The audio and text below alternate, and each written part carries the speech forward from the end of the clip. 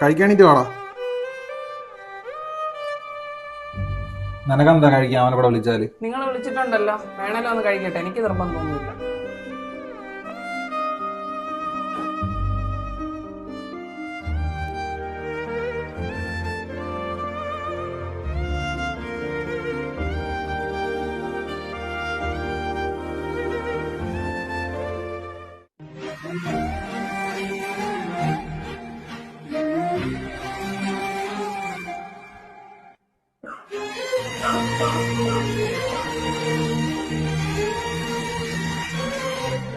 അവന് ഹോസ്പിറ്റലിൽ പോകാനുള്ള പൈസയാണ്, നീ ഇത് അവന്റെ കൊടുത്തേക്കണം.